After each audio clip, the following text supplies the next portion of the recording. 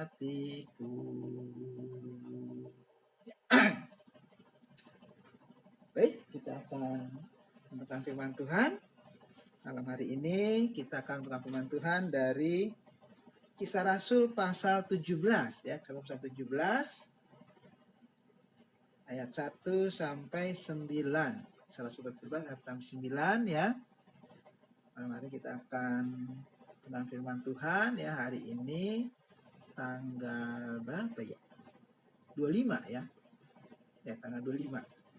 Tanggal 25 Agustus ya, tanggal 5 Agustus 2021 ya. Kita dalam baktian doa malam hari ini kita akan membaca firman Tuhan dari Kisah Rasul pasal 17 ayat 1 sampai 9. Saya akan bacakan. Di sini judulnya Keributan di Tesalonika. Paulus dan Silas mengambil jalan melalui Amfipolis dan Apolonia dan tiba di Tesalonika. Di situ ada sebuah rumah ibadat orang Yahudi. Seperti biasa, Paulus masuk ke rumah ibadat itu. 3 hari Sabat berturut-turut ia membicarakan dengan mereka bagian-bagian dari kitab suci. Ia menerangkannya kepada mereka dan menunjukkan bahwa Mesias harus menderita dan bangkit dari antara orang mati. Lalu ia berkata, "Inilah Mesias, yaitu Yesus, yang kuberitakan kepadamu." Beberapa orang dari mereka menjadi yakin dan menggabungkan diri dengan Paulus dan Silas. Dan juga sejumlah besar orang Yunani yang takut kepada Allah dan tidak sedikit perempuan-perempuan terkemuka. Tetapi orang-orang Yahudi menjadi iri hati dan dengan dibantu oleh beberapa penjahat dari antara petualang-petualang di pasar, mereka mengadakan keributan dan mengacau kota itu.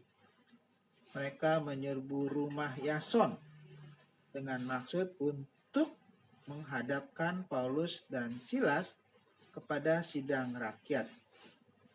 Tetapi ketika mereka tidak menemukan keduanya, mereka menyeret Yason dan beberapa saudara ke hadapan pembesar-pembesar kota sambil berteriak, katanya, "Orang-orang yang mengacaukan seluruh dunia telah datang juga kemari." Dan Yason menerima mereka menumpang di rumahnya. Mereka semua bertindak melawan ketetapan-ketetapan Kaisar dengan mengatakan bahwa ada seorang raja lain, yaitu Mesias.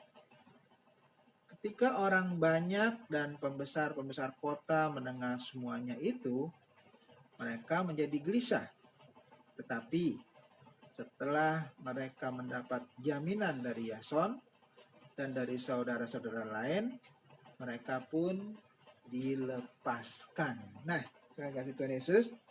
Ini ada memang satu peristiwa ya, di mana dalam perjalanan penginjilan Rasul Paulus dan teman-temannya ya, termasuk Silas ya, ada Timotius, Dr. Lukas, itu mereka sampai di Tesalonika. Dikatakan di situ Paulus melalui jalan Amfipolis, Apolonia, dan tiba di Tesalonika. Jadi memang sudah masuk wilayah Eropa ya, Tesalonika itu wilayah Eropa. Dan dikatakan di situ ada sebuah rumah ibadat orang Yahudi, yaitu nama sinagog. Jadi di setiap daerah biasanya orang-orang Yahudi yang merantau, yaitu mereka ada beberapa berkumpul dan mendirikan sinagog atau tempat kebaktian itu ya. Dikatakan seperti biasa, itu seperti biasa Paulus masuk ke rumah ibadat itu. Nah, jadi rupanya cara penginjilan Paulus itu dia seperti biasa ya, karena dia juga orang Yahudi. Dia masuk ya ke dalam rumah ibarat orang Yahudi itu atau ke sinagog ya. Kenapa Paulus berani dan bisa masuk ya karena dia orang Yahudi ya. Kalau orang bukan Yahudi ya nggak sembarangan masuk ya. Nah dia orang Yahudi dia masuk seperti biasa dikatakan. Jadi rupanya cara penginjilan Paulus itu selalu dia lebih dahulu mengunjungi ya sinagog ya di mana ada tempat di mana dia berjalan. Kalau di situ Paulus kemungkinan dan selalu ya dia langkah pertama selalu dia masuki rumah ibarat orang itu ke sinagog. Karena dia sudah menduga di setiap kota, setiap daerah itu pasti ada tempat sinagog orang Yahudi. Dan dikatakan 3 hari Sabat berturut-turut, berarti 3 minggu ya. 3 Sabat itu berarti 3 minggu, 3 kali hari Sabat. Nah ngapain Paulus? Nah dia dikatakan membicarakan dengan mereka bagian-bagian dari kitab suci. Nah jadi kedatangan Paulus dan Silas yaitu masuk ke sinagog itu ya bukan mau main-main ya, bukan sekedar berkunjung tetapi membicarakan bagian-bagian kitab suci. Artinya mereka berdiskusi kitab-kitab suci itu apa ya? Itu perjanjian lama ya, dari kitab Taurat ya, kitab puisi, kemudian kitab nabi-nabi. Itu kalau di bagian ya, dulu itu begitu baginya ya. Kalau kita kan sekarang enggak ada Taurat ya, terus sejarah, kemudian puisi, nabi besar, nabi kecil itu. Kalau dulu ya Taurat, kitab puisi, dan kitab nabi-nabi. Tapi sama isinya semua 39 buku itu ya. Dan itu yang dibicarakan oleh Paulus bagian-bagian. Nah bagian-bagian apa? Ya terutama Paulus kan tujuannya menyampaikan Injil. Pasti ayat-ayat yang berhubungan dengan nubuatan mengenai Mesias yang datang. Karena kita lihat di sini, kalau ayat selanjutnya, ia menerangkannya kepada mereka dan menunjukkan bahwa Mesias harus menderita dan bangkit dari antara orang mati. Tuh ya. Jadi Mesias yang disampaikan Rasul Paulus itu adalah Mesias yang harus menderita. Mesias yang mati ya, tapi bangkit dari antara orang mati itu. Dan itu adalah hal yang baru pengertiannya bagi orang Yahudi. Kenapa? Karena yang orang Yahudi tahu Mesias itu akan melepaskan mereka dari penjajah. Tapi ini yang Paulus beritakan dari firman Tuhan ya, dari dia buka ayat-ayat dalam perjanjian lama itu dan menerangkan bahwa Mesias harus menderita. Ya, kita tahu beritanya apa ya? Disalibkan tanpa dia salah, tapi disalibkan dan mati, tapi bangkit. Nah, Mesias ini mati dan bangkit. Kalau dalam pengertian orang Yahudi, Mesias itu nggak mati ya, dan Mesias itu akan melepaskan mereka dari penjajah. Tapi yang ini kok Mesias harus mati dan bangkit pada hari yang ketiga itu. Dan dikatakan di sini, lalu ia berkata, inilah Mesias, yaitu Yesus yang kuberitakan kepada Una. Mesias yang Paulus beritakan jelas ya, siapa orangnya itu? Yesus yang diberitakan oleh Paulus. Jadi Mesiasnya udah datang, udah ada. Jadi orang Yahudi nggak perlu nunggu-nunggu lagi.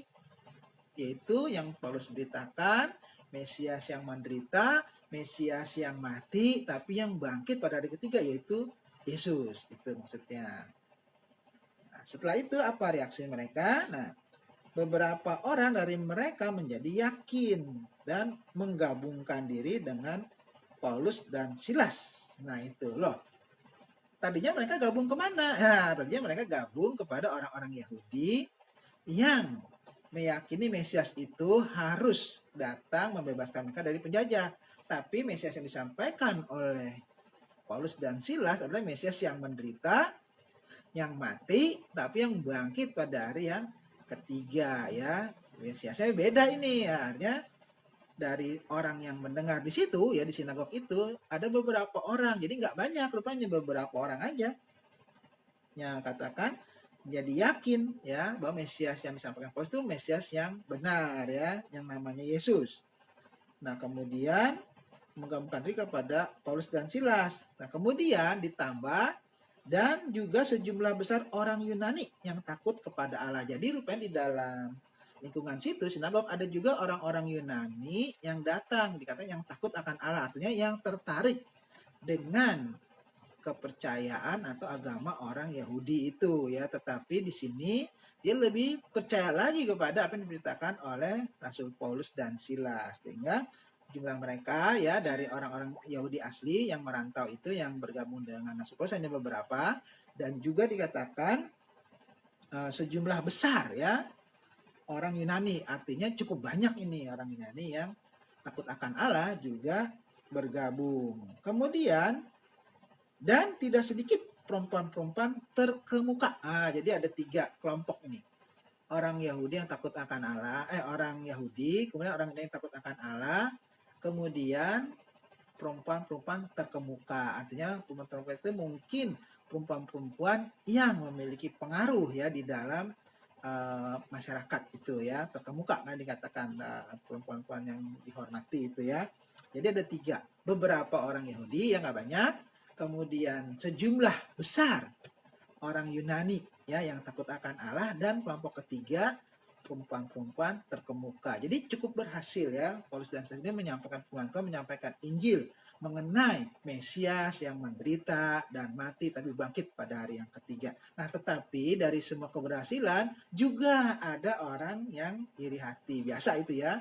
Dia orang berhasil, ada yang iri hati, itu biasa sebenarnya. Nah, jadi tetapi ayat 5 itu orang-orang Yahudi menjadi iri hati. Tuh ya. Jadi kenapa iri hati? Rupanya yang ikut Paulus itu banyak ya. Apalagi ada beberapa orang Yahudi ya yang juga bergabung dengan Paulus. Ada orang Yahudi, orang Yunani, kemudian termuka. Wah, bisa habis ini. Yang di sinagog ini bisa habis kalau udah bergabung sama Paulus, karena mungkin mereka datang lagi ke situ untuk berkumpul ya. Dia akan membuat komunitas sendiri Paulus dan Silas itu. Mereka marah ya. Tadinya mereka menyambut kedatangan Paulus dan Silas, tapi sekarang mereka marah. Dan dikatakan yang iri hati itu ya orang Yahudi, dan dengan dibantu oleh beberapa penjahat dari antara petualang-petualang di pasar itu ya. Jadi dia karena iri hati, yaitu dia pakai kaki tangannya ya penjahat-penjahat ya. Petualang-petualang di pasar dikatakan mereka bergabung ya. Orang rohani ya, kita bilang orang Yahudi yang rohani itu kok bisa gabung ya dengan penjahat ya. Kita ingat waktu Tuhan Yesus mau disalibkan ya, Pilatus bilang, kamu pilih yang saya mau bebaskan siapa? Barsabas, ini penjahat ngetop ya kan, yang paling terkenal, apa Yesus? Malah yang dipilih Barsabas. Ya itu udah biasa sebetulnya.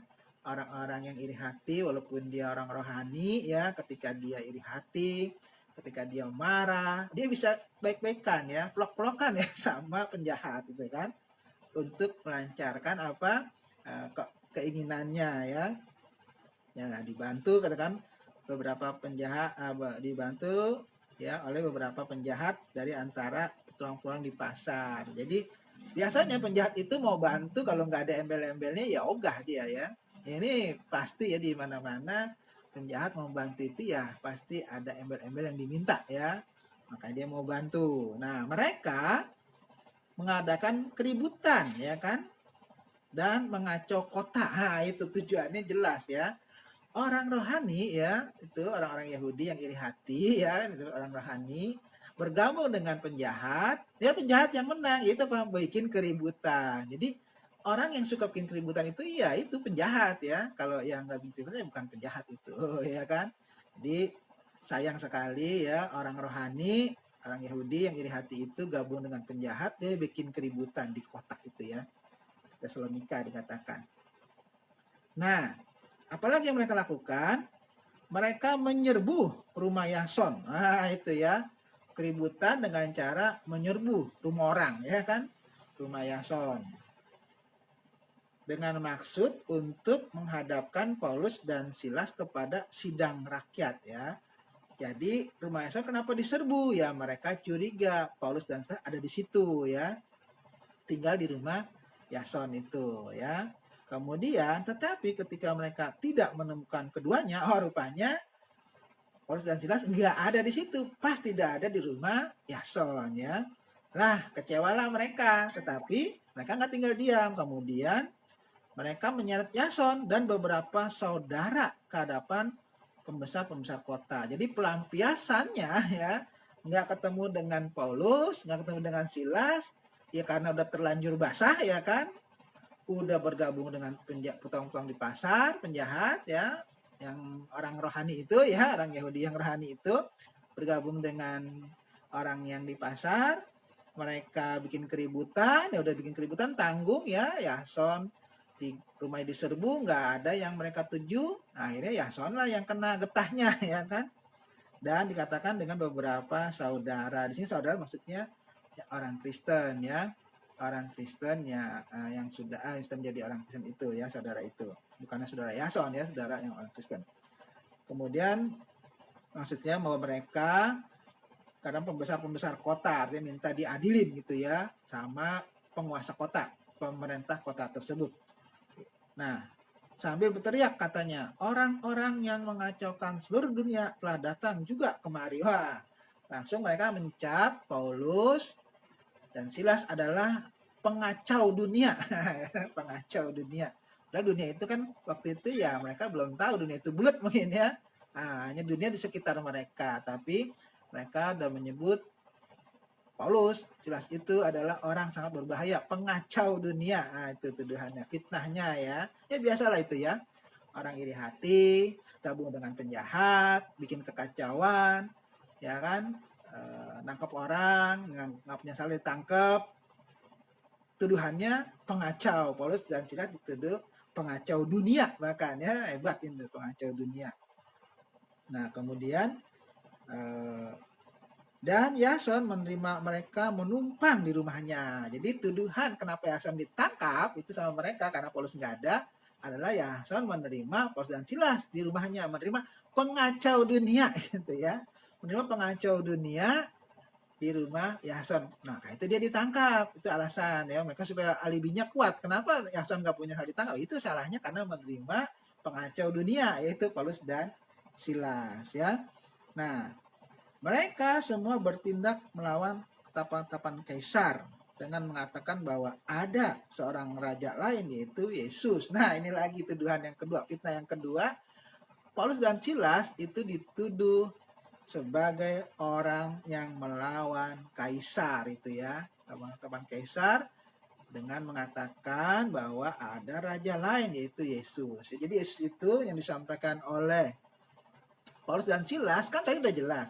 Dia adalah Mesias, Kristus maksudnya. Bukannya raja yang disampaikan itu, Mesias. Dan tapi bagi orang Yahudi ya itu adalah itu raja, saingan kaisar. Ah, luar biasa ini fitnahnya ya.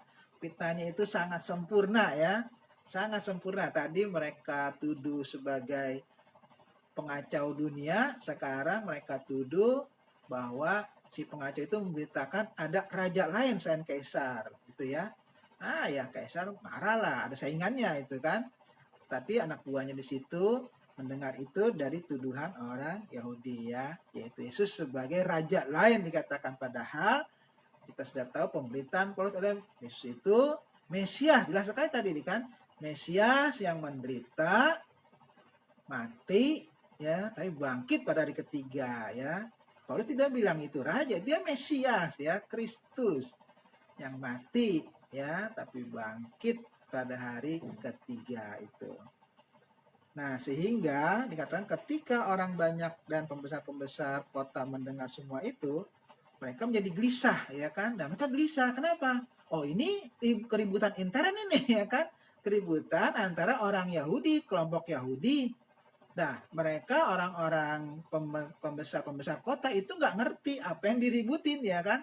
Hanya mereka dapat info bahwa si Paulus dan Silas itu memberitakan raja lain ya, itu aja supaya mereka lebih meresap bahwa nih mereka Paulus dan Silas adalah orang pengacau ya kan, pengacau dunia, saingan lain, kaisar lain maksudnya ya, ada saingannya itu raja lain. Itu adalah tuduhan yang sangat pintar bagi orang Yahudi yang iri hati itu supaya pembesar kota ini percaya ya. Nah, tapi justru mereka menjadi gelisah malah ya. Artinya apa?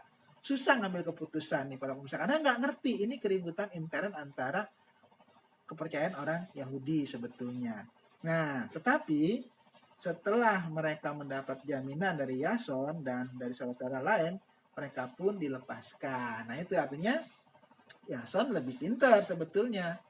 Ya dia jelaskanlah sama pembesar-pembesar itu bahwa apa yang dituduhkan oleh mereka itu nggak benar sebenarnya. Dan Yason menjamin bahwa tuduhan seperti itu nggak benar. Ya akhirnya mereka dilepaskan dan nggak berhasil lah itu orang Yahudi ya untuk menangkap Paulus dan Silas, juga memperkarakan Yason ya dengan tuduhan seperti itu ya. Jadi nggak perlu capek-capek, nggak perlu capek-capek ya dibela-bela itu si Jason. Tuhan sudah membelanya sendiri ya. Jadi ini pelajaran buat kita ya, bagi orang-orang yang sudah percaya kepada Tuhan Yesus ya. Apapun orang lain merencanakan yang jahat ya, itu Tuhan punya cara sendiri ya untuk menolong mereka. Jadi bagi Paulus dan Silas ya, kenapa ketika orang Yahudi iri hati, dia bergabung dengan penjahat ya, menyerbu rumah Yason, Yason yang ternyata nggak ada ya, Paulus dan Silas itu udah Tuhan yang atur bagaimana Paulus itu bisa lolos ya dari Silas. Kemudian Yason pun sebagai orang yang percaya ya, dengan saudara yang lain ditangkap pun ya, mereka ditangkap tetapi ya nggak tahu apakah dipukul atau enggak ya, nggak diceritakan di situ, dan difitnah, dituduh ya dengan tuduhan yang diada-adain ya. Nah, tapi endingnya akhirnya Yason pun dilepaskan. Nggak perlu pakai kekerasan, mereka lepas ya dengan cara Tuhan sendiri. Jadi inilah pelajaran buat kita ya, kalau memang apa yang kita lakukan itu sesuai dengan firman Tuhan ya, jadi nggak perlu kita khawatir, memang Tuhan ya yang akan menolong kita melepaskan itu ya, seperti yang sudah dialami oleh Paulus dan Silas, juga Yason dan saudara-saudara yang lain. Kenapa? Karena Tuhan itu tidak tidur ya kan.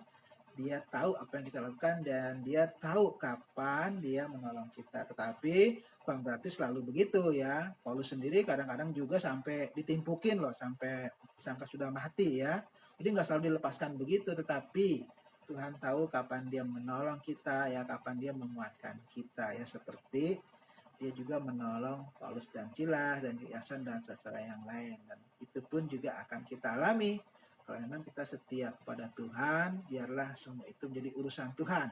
Urusan kita seperti Paulus aja menyampaikan firman Tuhan, bagaimana orang bisa lepas dari dosa, yaitu percaya kepada Mesias yang menderita dan mati tapi bangkit dari antara mati. Itulah Yesus sebagai Mesias juru selamat kita ya. Itu aja firman Tuhan. Kita akan memuji Tuhan sebelum masuk dalam doa.